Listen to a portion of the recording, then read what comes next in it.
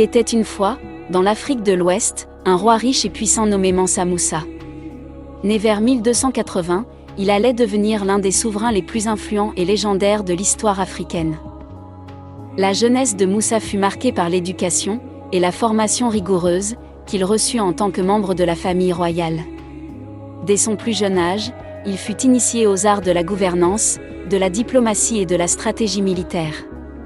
Moussa grandit dans un environnement où il apprit à comprendre l'importance des échanges commerciaux, de la gestion des ressources et des alliances politiques.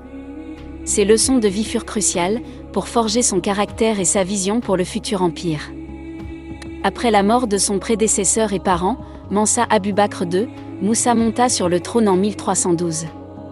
Son accession au pouvoir marqua le début d'une ère de prospérité sans précédent pour l'Empire du Mali.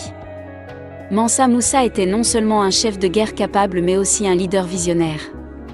Il comprit rapidement que la richesse de l'Empire dépendait du contrôle des routes commerciales et de l'exploitation des ressources naturelles, notamment l'or et le sel.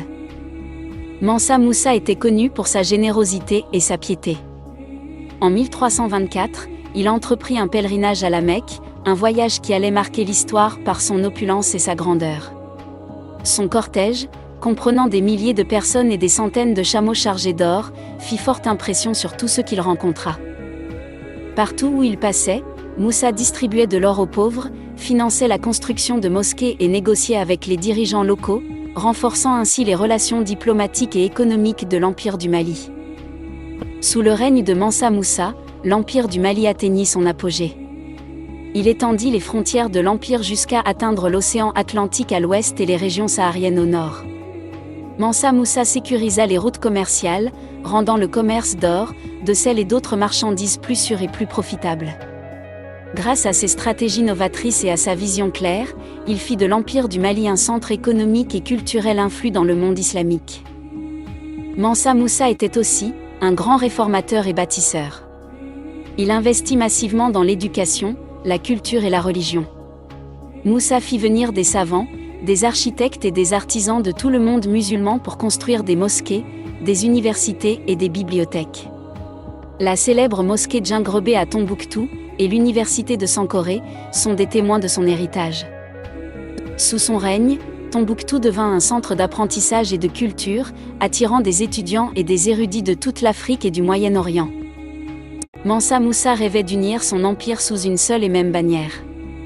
Avec détermination, il parcourut les terres de son royaume, ralliant les différentes tribus et ethnies sous son règne.